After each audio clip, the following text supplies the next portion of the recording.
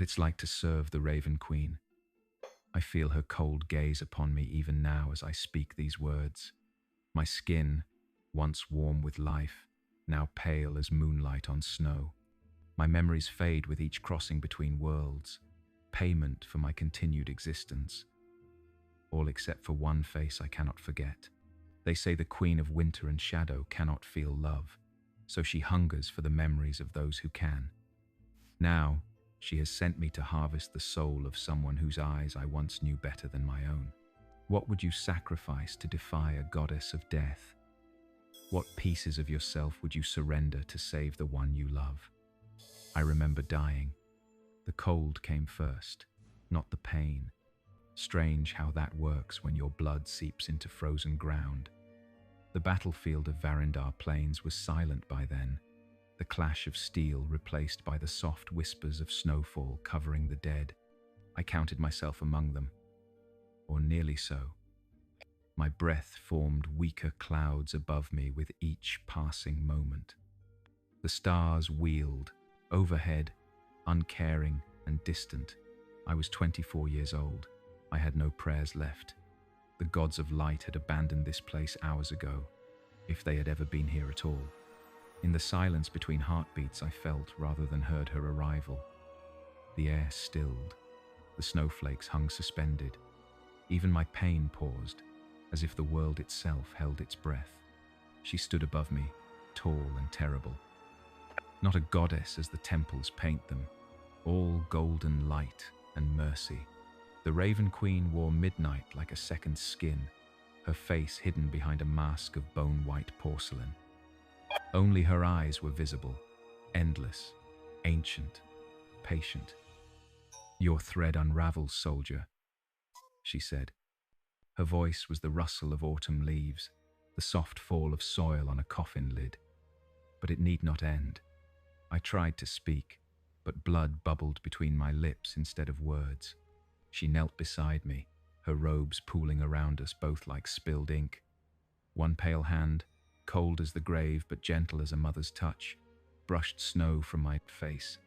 "I offer you survival, Thaylen Kor, not life. There is a difference." I did not ask how she knew my name. Death knows all names eventually. "What must I give?" I managed to whisper. The mask tilted slightly. Not a smile, but something like acknowledgement. "Everything," she said simply, "and in return, I grant you purpose." I had nothing left to lose. My family was long dead. The army that had conscripted me fought for a king whose name I barely knew. The woman I had once loved existed now only in fading memories. Death or service. The choice seemed simple then. "Yes," I breathed. Her fingers pressed against my forehead. Cold fire spread from her touch, racing through my veins, replacing blood with shadow. I screamed as my skin paled to the color of moonlight on snow. My dark hair turned white as bone, and something inside me, something I had never noticed before, something essentially human, tore free and fluttered into her waiting hand like a wounded bird. "Rise, Shadakai," the Raven Queen commanded. "Rise and serve." I did. The pain was gone. So was hunger, thirst, desire, fear, all replaced with a single, burning purpose that nestled where my soul had been. I stood on legs that no longer trembled, in a body that would never age. She was already fading, becoming one with the shadows between snowflakes. "Gather what I cannot have," her voice echoed in my mind. "Bring me the memories of the dying. Feed my hunger with what I can never feel again." And then she was gone, leaving me alone among the dead. My comrades, my enemies, all the same now. Food for ravens and wolves. I looked down at my hands, pale as sculpture, dark veins traced beneath the skin like rivers of ink. I felt nothing for the fallen around me. Not pity, not sorrow, only purpose. That was the beginning. My first day serving the Queen of Ravens and Winter. My first day as one of her Shadar Kai. My first day of eternity. I did not understand then I had truly surrendered, or what I would become. That was 300 years ago. The Shadowfell does not welcome visitors. It tolerates them. The realm of shadow exists as a dark reflection of the material world, familiar yet wrong in ways that scrape against mortal minds. Colors fade here, sounds dampen, even thoughts move slower, as if struggling through mud. But for those of us who serve the Raven Queen, it is home, the only home we have left. The fortress of Letherna rises from the grey mists like a wound in reality, all black stone and twisted spires. Ravens circle its highest towers eternally, their calls echoing across the Shadowlands. Within those walls, the Queen holds court, surrounded by her most devoted servants. I am not among them. My duties keep me traveling between worlds, walking the boundaries between life and death. My quarters in Letherna are sparse. A bed I rarely use. A mirror I avoid. A chest containing the few possessions I have accumulated over centuries. None bring me joy. Joy is one of those emotions that faded first. Like colors in strong sunlight, what remains is duty, purpose, the hunger that is not mine, but hers, always gnawing at the edges of my consciousness. I stand before the mirror now, preparing for a new assignment. The face that stares back is both familiar and strange. White hair hanging past shoulders, skin like polished marble, lined with dark veins, eyes that have seen too much, remembered too little. I no longer look human, but neither am I truly something else. Shadar-kai exist in the space between definitions. Around my neck hangs a pendant of black iron, shaped like a raven in flight. It pulses occasionally with dark energy, a reminder of my mistress and her constant surveillance. I never remove it. I cannot. The summoning comes as it always does, a cold pressure behind my eyes, a whisper in a voice that makes reality tremble. I kneel out of habit. Though she is not physically present, the material plane calls again.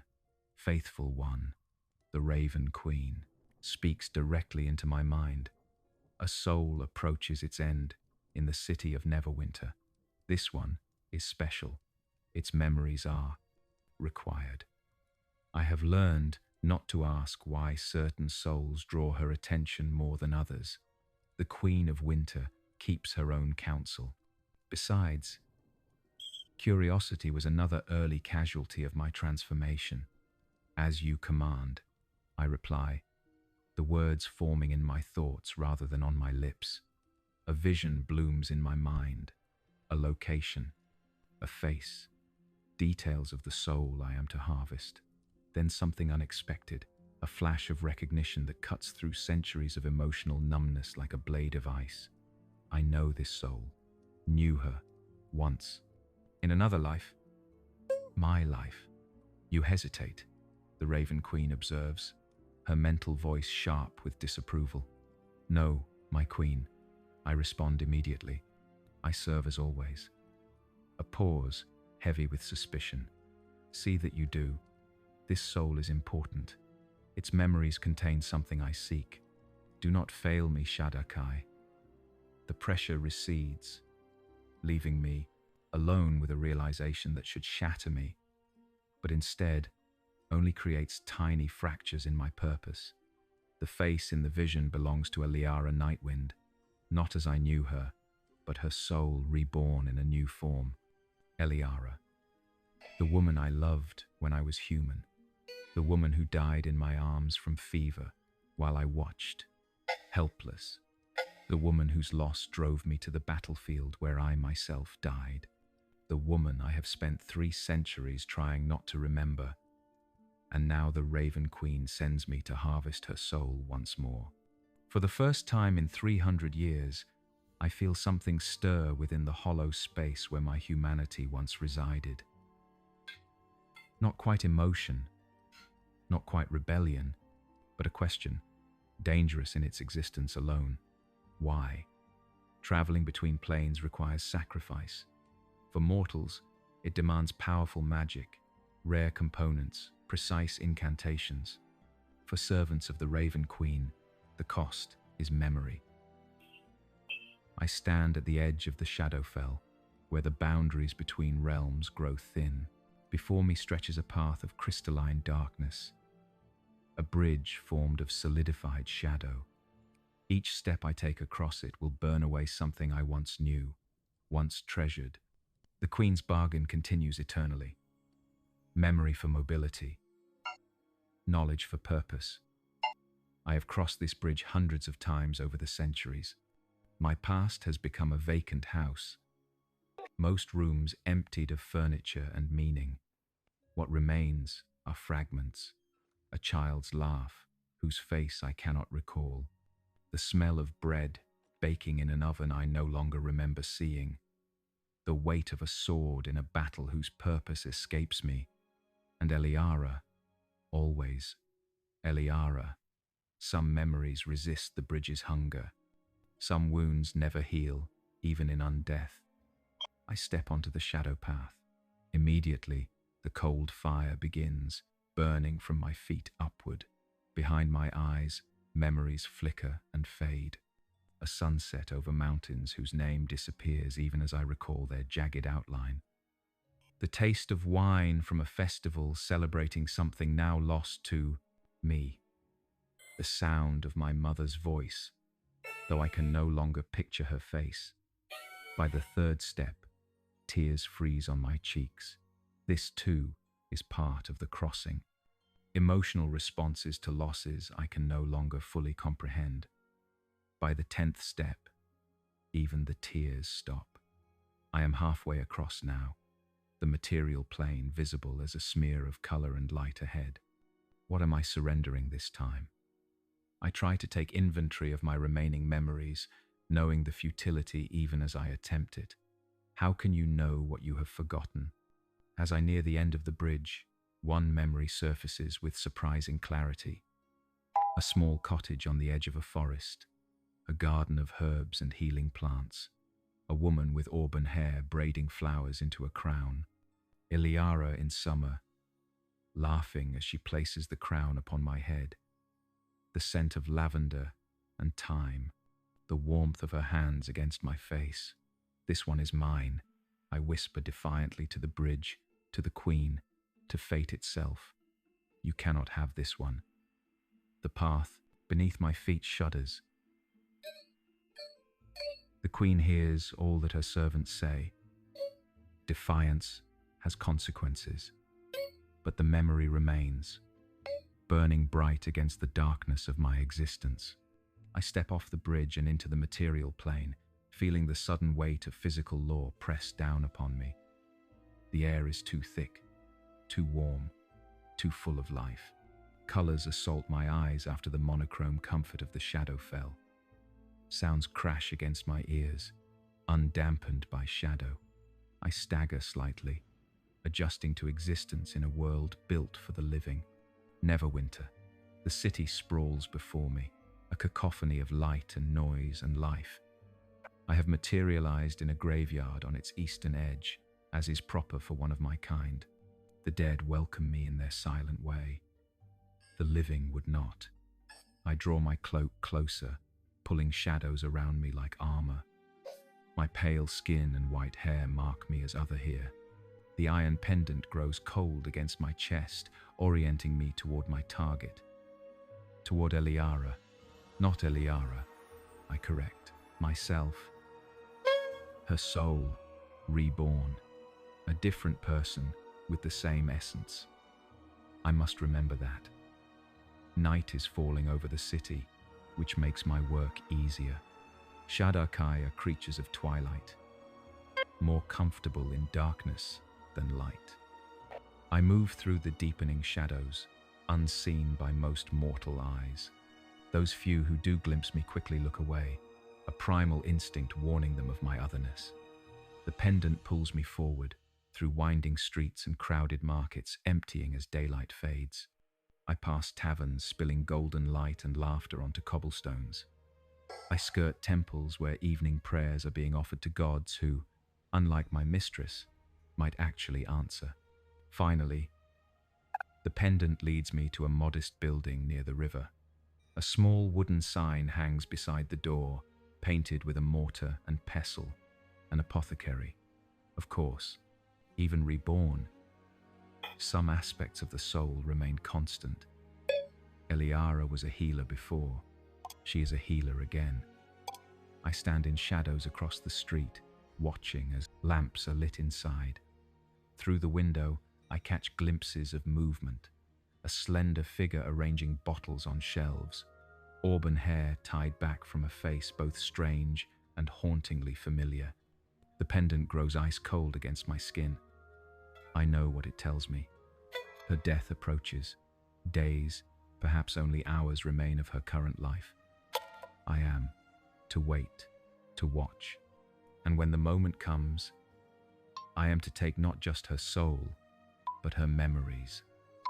All she has experienced in this lifetime, all she has known and loved and lost.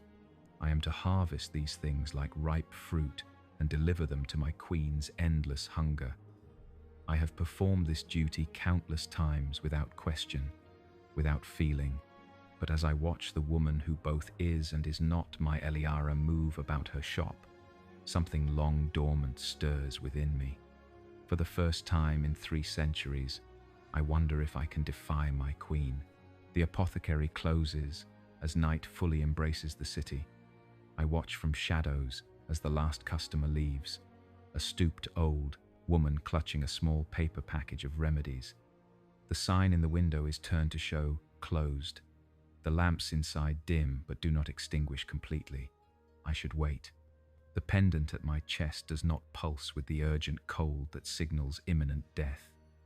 There is time yet, but something pushes me forward, something beyond duty, something like memory, like emotion, like the ghost of who I once was. The back door opens to my touch, locks presenting no barrier to one touched by the Shadowfell. I step inside silently, into a small storeroom filled with the scents of dried herbs and powdered minerals. The smells hit me with unexpected force, triggering memories I thought lost to the shadow path. Eliara's cottage, her garden, her hands stained green from crushing leaves for poultices. I steady myself against a shelf, breathing slowly, though I no longer need air. Focus returns gradually. I am here for a purpose. The Queen's purpose. Nothing else matters. Nothing else can matter.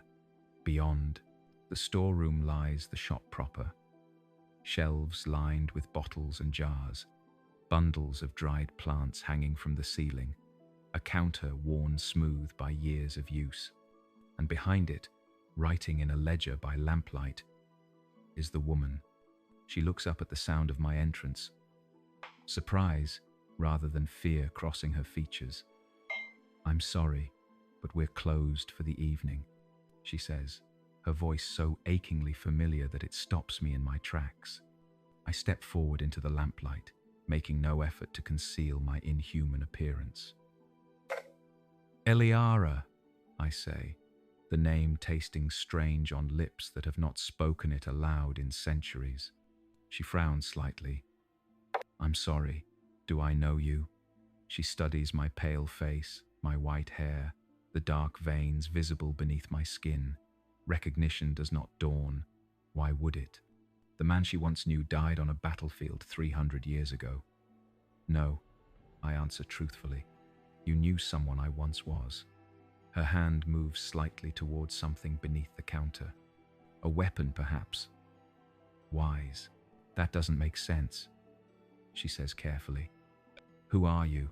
What do you want? What do I want?" The question echoes in the empty spaces within me. I want to complete my task. I want to serve my queen. I want to remember what it felt like to be human. I want to remember everything I have lost. I want to save this woman who both is and isn't the love I lost lifetimes ago. "My name is Thaylen Kaur," I tell her, watching for any flicker of recognition. There is none. I have come because you are in danger. Not a lie, precisely. Death approaches her. I am its herald. She straightens, wariness replacing confusion. I don't know what game you're playing, stranger, but you need to leave. Now, before I call the city watch. I remain motionless. You were born in Waterdeep, I say quietly. You came to Neverwinter 10 years ago, after dreaming of a river and a mountain for 3 consecutive nights. Her eyes widen. True, then. The Queen's knowledge is rarely wrong. How could you possibly know that? She demands. Are you scrying on me? Is this some kind of threat? I shake my head. No threat. A warning. Death walks closely behind you, Eliara. I can feel its approach. Fear flickers across her face, quickly mastered. My name is Lyra Moonshadow, not Eliara, and everyone dies eventually. Is that supposed to frighten me? Lyra Moonshadow, not Eliara Nightwind, a different name for a different life. Yet the same soul shines through her eyes, defiant even in the face of strangeness. Some things the cycle of rebirth cannot change. It is not meant to frighten, I say, merely to prepare. She studies me more carefully now, professional interest overcoming caution. You're not human, she observes. I've read about your kind. Servants of the Raven Queen. Her hand moves from whatever weapon she had been reaching for. Are you here to take me to her? The directness surprises me.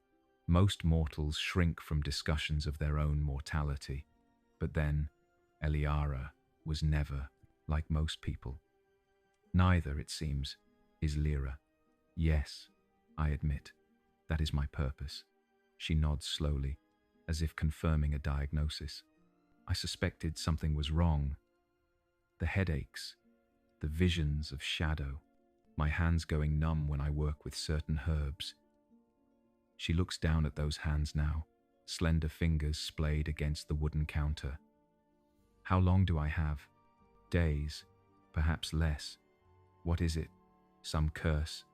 Some illness I've failed to identify? I hesitate. A growth in your brain, beyond the reach of mundane medicine, beyond magic, unless wielded by the most powerful healers. Her shoulders slump slightly, then square again, with determination. Well, that explains a few things. She looks up at me, eyes narrowing, but it doesn't explain why the Raven Queen would send one of her personal servants for a simple apothecary. I'm hardly important enough to warrant such attention. You are important to her, I say carefully. She desires your memories. My memories? Lyra laughs. The weak sound sharp with disbelief. What could possibly interest the goddess of death about my life, measuring powders and mixing tinctures? I cannot tell her what I suspect, that the Queen seeks something from Eliara's past lives. Something carried through the cycle of rebirth. Something perhaps even Lyra herself doesn't know she carries. I cannot say, I reply. The Queen does not share her reasons with her servants. Lyra studies me, intelligence sharp in her gaze. And yet here you are, warning me. That hardly seems like proper service to your mistress. The observation strikes uncomfortably close to rebellion. I remain silent. She moves around the counter, approaching me without apparent fear, close enough now that I can see the flecks of gold in her green eyes. The same pattern Eliara had. Close enough that were I still human, I would feel her warmth. She says softly, "In another life, that's what you meant earlier." I nod, unable to speak.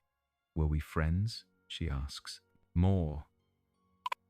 I admit, the word barely audible. Understanding dawns in her expression. "And now you've come to collect my soul for your queen." She shakes her head. a sad smile touching her lips. The gods have a cruel sense of humor, don't they? Before I can respond, pain lances through her. She gasps, staggering forward. I catch her reflexively, her weight nothing to my unnatural strength. The pendant at my chest pulses with cold fire. The moment approaches faster than I anticipated. The headache, she manages through clenched teeth. Worse this time. I guide her to a chair, kneeling before her as she presses her palms against her temples. I can ease the pain, I offer, drawing on the powers granted by my queen. She nods, eyes squeezed shut.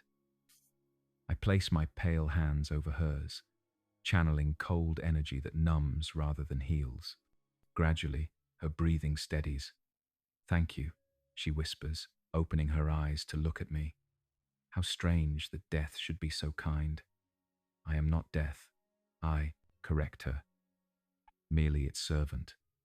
A servant with doubts, she observes, seeing too much.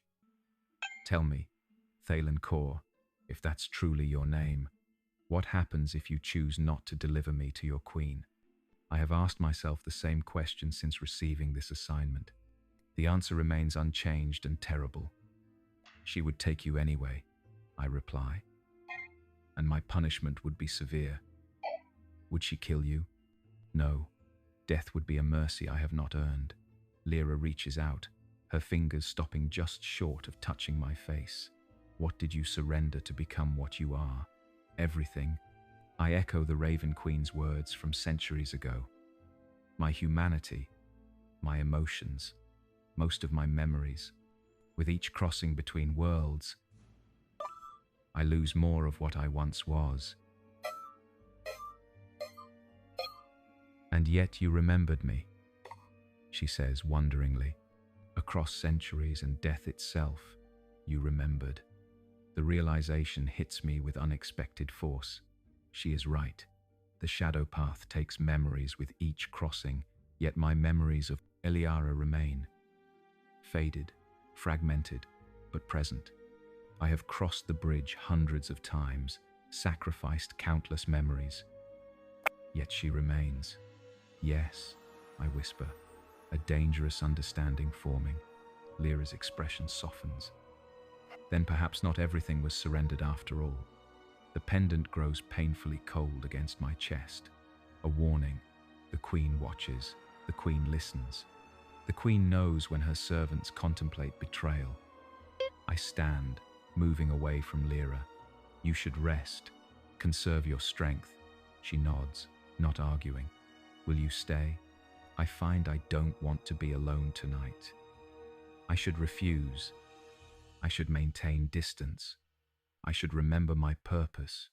Instead, I hear myself say, "I will stay." As I help her up the narrow stairs to her living quarters above the shop, I wonder if I have already passed the point of no return, if 300 years of loyal service are about to end in rebellion, if the hollow space within me where my soul once resided is somehow filling again with something dangerous, something like humanity. The queen will not forgive such betrayal. The question that burns within me now is whether I can forgive myself if I do not try. Night deepens over Neverwinter. The city's namesake river rushes beneath stone bridges, its waters warm even in darkness thanks to the volcanic Mount Hoteno looming in the distance. Steam rises from the water's surface, creating a perpetual fog that clings to the lower districts. In an apothecary by the river's edge, a woman sleeps fitfully while death watches from a chair beside her bed. Lyra's breathing is shallow but regular. The pain relief I provided has allowed her rest, though I know it is temporary. The pendant at my chest pulses with slow, cold rhythm, counting down. By morning, perhaps sooner, her life will end, and I must decide what happens then. I could complete my task as commanded. Take her soul and memories at the moment of death, deliver them to my queen, return to the Shadowfell and my eternal service. 300 years of obedience and purpose, continuing unbroken, the safe choice, The only choice, really. Or I could rebel, could try to help her soul escape the Queen's grasp. The consequences would be unimaginable. No servant betrays the Raven Queen and remains unpunished, especially not one who has served as long as I have, who knows the secrets I know. I watch Lyra's face in repose, seeing echoes of Eliara in the curve of her cheek, the line of her jaw, different and yet the same. The soul remains constant through rebirth, carrying fragments of all its past experiences. Does she dream of me sometimes? Of a life lived centuries ago? Does something within her recognize something within me across the gulf of death and time? The questions have no answers, or perhaps the only answer that matters is the fact that I am asking them at all. I move to the window, gazing out at the fog-shrouded city. Dawn is still hours away, time enough to plan, if planning is even possible, against a goddess who sees all ends. A memory surfaces, one I had thought lost to the shadow path long ago.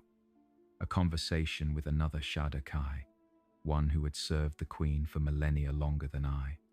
We stood upon the battlements of Latherna, watching ravens circle the black towers.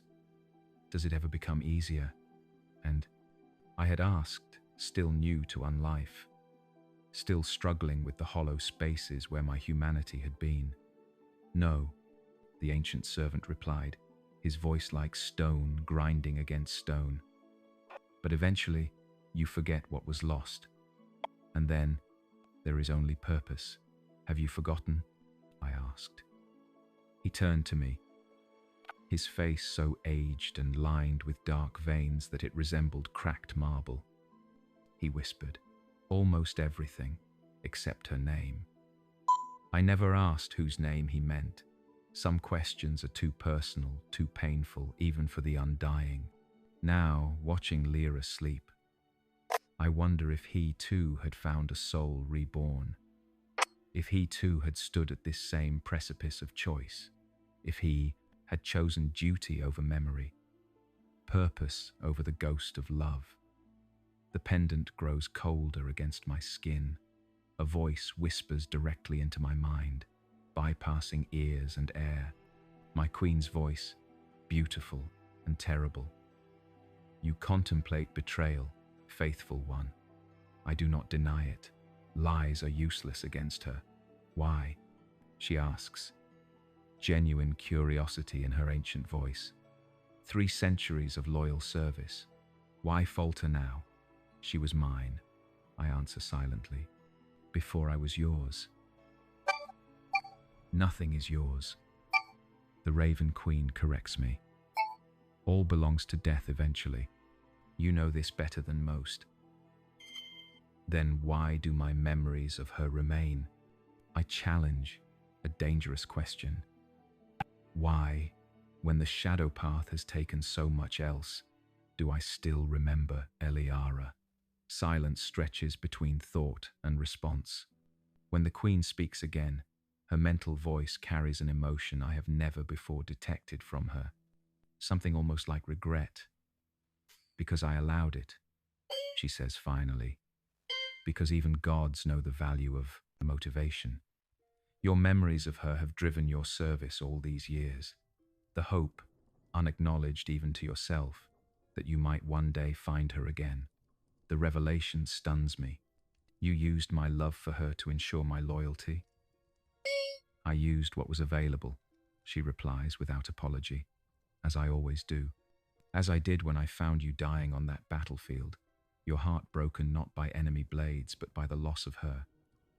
I turn from the window to look at Lyra, sleeping unaware of the divine conversation occurring beside her deathbed.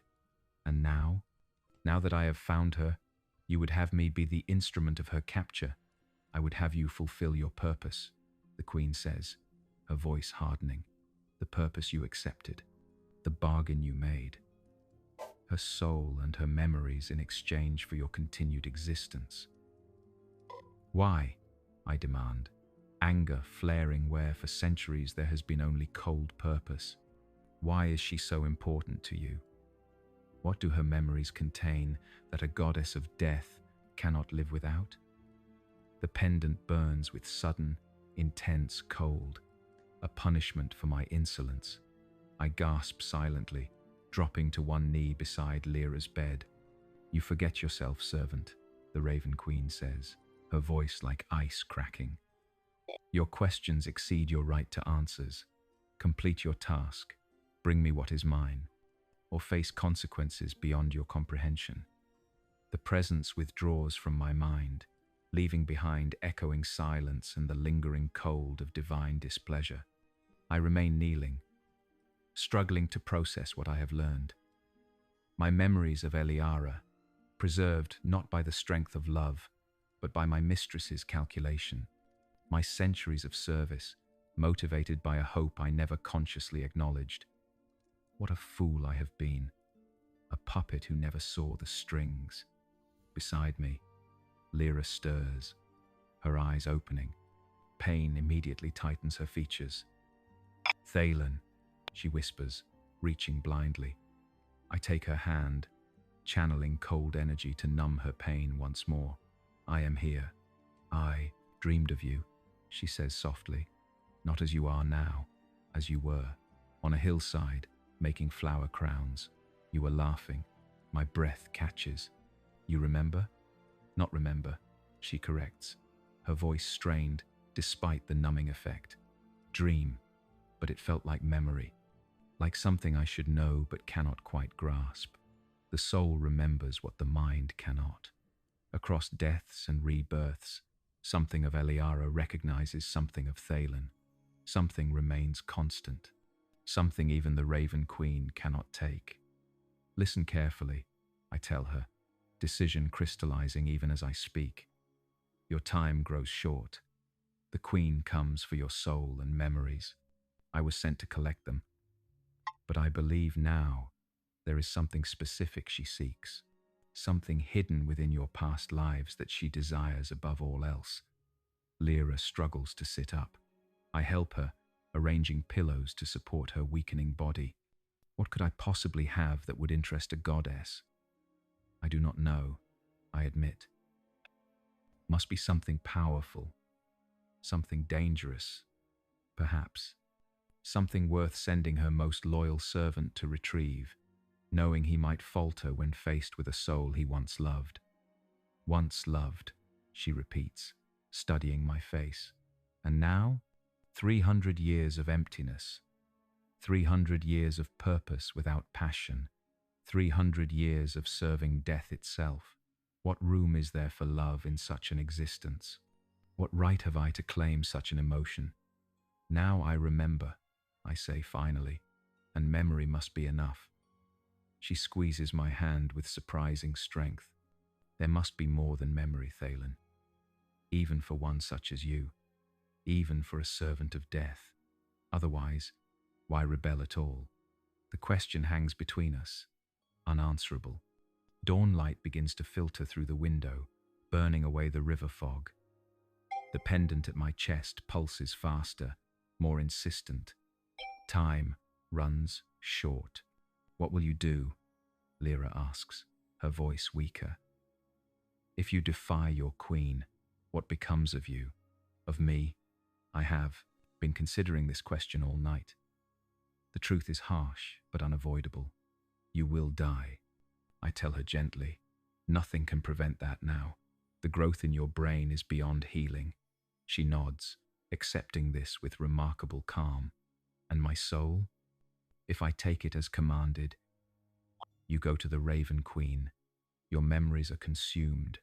Your essence eventually returns to the cycle of rebirth, but perhaps diminished, changed. And if you don't," I hesitate, "then your soul travels naturally to whatever afterlife your beliefs and actions have earned you. But the Queen will know of my betrayal instantly. She will send others, many others, and my punishment will be eternal." Lyra's expression softens with compassion. "Then you must do as commanded. I would not have you suffer for my sake." "No," I say firmly, surprising myself with the force of my conviction. "I have served her for 3 centuries. I have harvested countless souls. I have walked the shadow path until my past is more empty than tome. Not. But I will not take you to her. Not this time. Not you. Why? She asks, echoing the Queen's earlier question. I consider my answer carefully, searching the hollow spaces within me for truth, because some memories are worth preserving. I say, finally, some connections transcend death and time, and because for 300 years I have been less than human, perhaps it is time to remember what humanity feels like, even if only at the end. She smiles, and in that smile I see Eliara clearly, as if the centuries between us have momentarily vanished. Then we face her together, she says.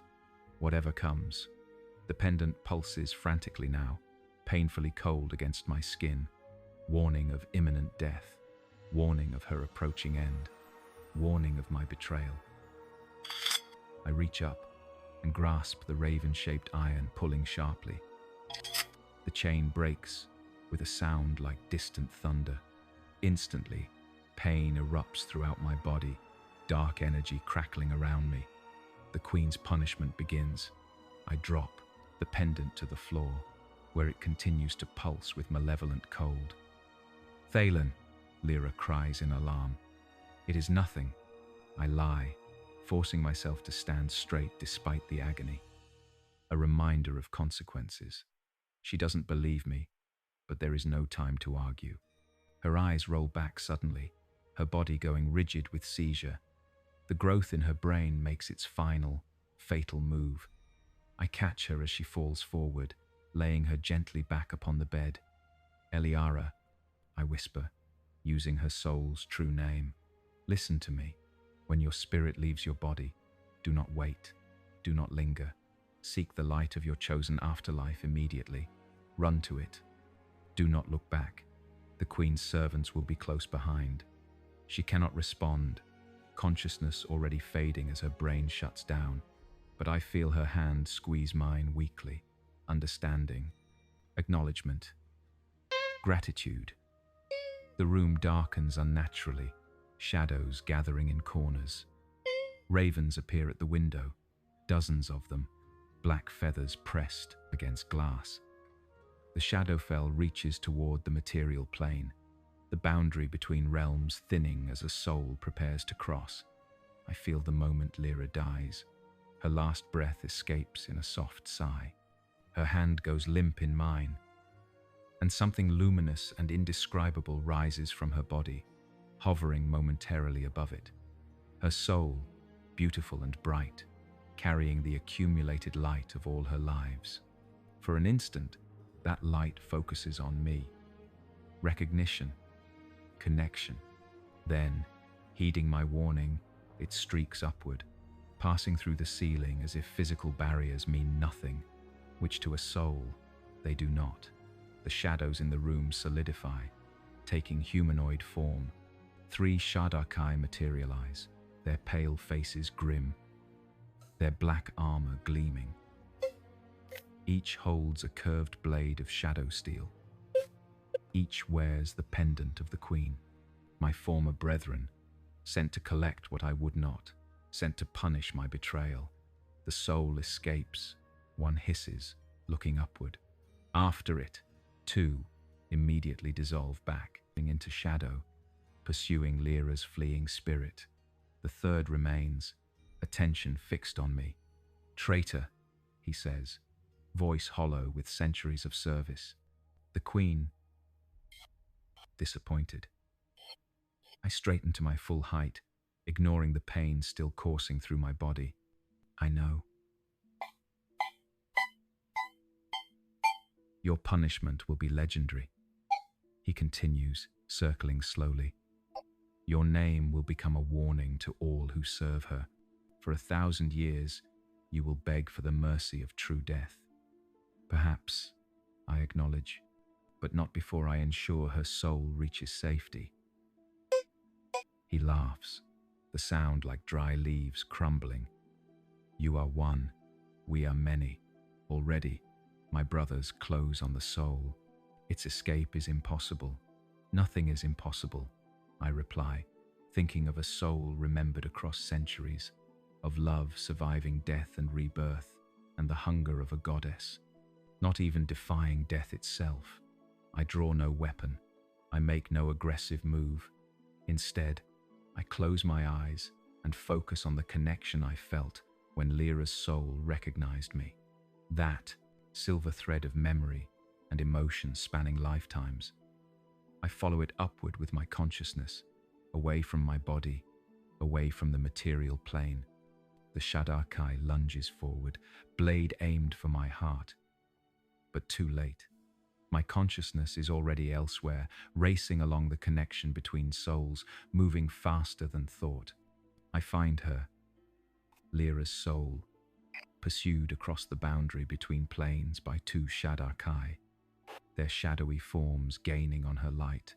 Ahead lies a golden pathway, leading to realms beyond the Queen's domain. If she reaches it, she will be beyond capture. But the distance seems too great, the pursuers too close.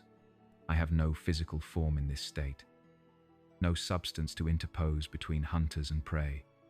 I have only will, only purpose, only the memory of love, preserved across centuries by a goddess's manipulation and my own stubborn heart. I gather what remains of my essence, all that makes me Thaylen Kor rather than merely the Queen's servant. Memories both clear, faded, emotions both sharp and dulled, the fragments of humanity I have clung to through 300 years of unlife. With everything I have left, I surge forward, placing myself in the path of the pursuers. I cannot touch them, I cannot fight them, but I can offer what the Queen has always desired: memories, emotions, experiences. The very things she sent me to harvest from others, I now offer freely from myself. The Shadar-kai falter, confronted by this unexpected feast. 3 centuries of accumulated memory and emotion laid bare before them. Irresistible to those who serve the Queen of Winter and her endless hunger for what she cannot have. While they feed on what I willingly surrender, Lyra's soul reaches the golden pathway. She pauses at its threshold, her light dimming momentarily as she looks back, seeing me, understanding my sacrifice. Go, I will toward her, unable to form words in this formless state. Live again, remember for both of us. Her light pulses once, like a farewell, like a promise. Then she passes beyond, into realms where neither the Queen nor her servants can follow. The Shadar-kai, realizing their prey has escaped, turn their full attention to me. They pull at my essence, tearing away memories, emotions, identity, harvesting what I have freely offered, and more besides. Pain beyond physical understanding envelops me. Dissolution threatens. The end of Thaylen Kor approaches more completely than mere death could accomplish. In my last moments of coherent thought, I feel the Queen's presence envelop me. Not angry, as I expected. Something else. Something almost like respect. You surprise me, faithful one. Her voice echoes through what remains of my consciousness. Few have loved so consistently across the boundaries of death. I cannot respond. I have nothing left with which to form thoughts or words. Only awareness remains, and that fading quickly. Your rebellion cannot go unpunished, she continues. The example must be set, but perhaps, in time, even punishment may end. I do not understand her meaning. I cannot. Understanding requires memory, context, identity, all things now stripped from me. All things surrendered so that Eliara's soul might live free once more. Darkness closes in. Not the familiar darkness of the Shadowfell, but something deeper, something final. The true death that comes when nothing remains of what once was. I embrace it without fear, without regret, without memory of what I am embracing or why. My last thought, if it can be called thought at all, is a fading impression of sunlight through leaves, and flower crowns, and laughter long ago, then even that is gone. And Thaylen Kor, once human, once Shadakai, once servant to the Queen of Ravens and Winter, once lover of a soul that remembered him across centuries, ceases to be. An eternity passes, or perhaps no time at all. In the realm beyond existence, such distinctions have no meaning. Awareness returns slowly, like mist gathering, into droplets. Not memory, not identity, just the simple fact of being, without context or understanding. I am, nothing more. Gradually, sensation follows awareness, cold stone beneath me, still air around me, the scent of dust and ancient feathers, the taste of ash on a tongue I had forgotten I possessed. I open eyes I do not remember closing. Above me stretches a ceiling of black stone, so high it fades into darkness. Ravens perch on unseen rafters, their eyes gleaming like tiny stars in the gloom. I know this place, though I cannot recall its name or significance. With effort, I sit up. I occupy a body again, though whether it is the one I previously inhabited remains unclear. Pale skin, white hair, dark veins tracing beneath the surface like rivers of ink, familiar and strange. Simultaneously, I am in a vast chamber, empty save for the stone bier upon which I lay, and the figure standing at its foot, tall and terrible, draped in midnight, face hidden behind a bone-white mask, only her eyes visible.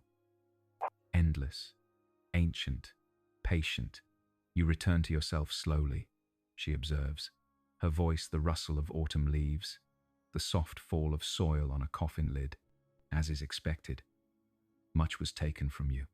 I try to speak, but my throat produces only a dry rasp. She gestures, and suddenly a goblet of dark liquid appears in my hand. I drink without questioning. The fluid tastes of shadows and secrets, but it soothes my parched throat. Do you know who I am? She asks when I have finished. I should. Something in me recognizes her as important, as significant beyond measure. But the knowledge remains just beyond reach, like a word forgotten in the middle of a sentence. No, I admit finally. She nods, as if my answer confirms something. Do you know who you are? This question seems even more impossible to answer. I look down at my hands, seeking clues in their pale surface, the dark veins, the long fingers. Nothing sparks recognition. No, I say again. Your name is Thaylen Kor, she tells me. You were once human. Then you were Shadar Kai, my servant. Then you were nothing. Your essence scattered as punishment for betrayal. Now you are remade, though incomplete. The words should mean something, should trigger memory, emotion, understanding. They do not. Why am I remade? I ask. My voice stronger now. The masked figure tilts her head slightly. Because even gods can learn. Because punishment without purpose is merely cruelty.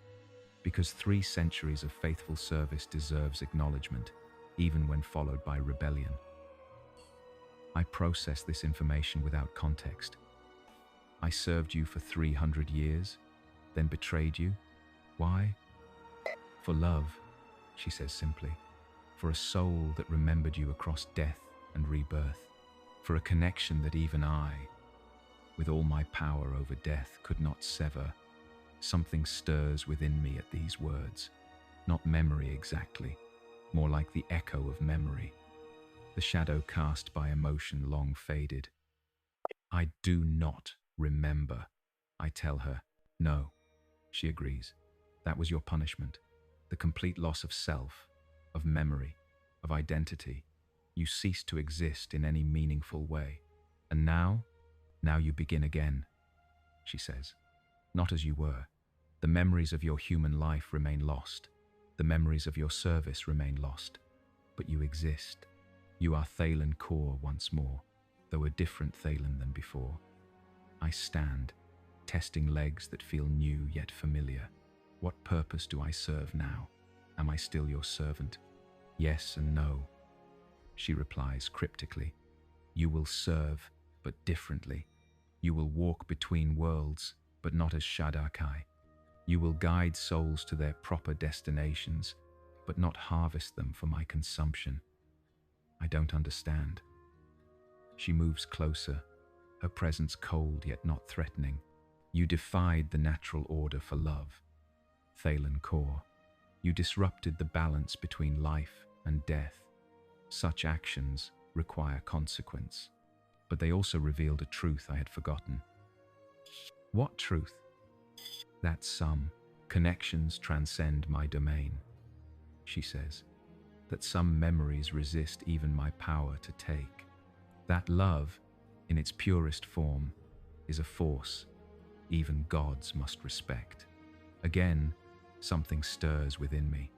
Recognition without context, emotion without memory to anchor it. The soul I loved, I say slowly. What became of it?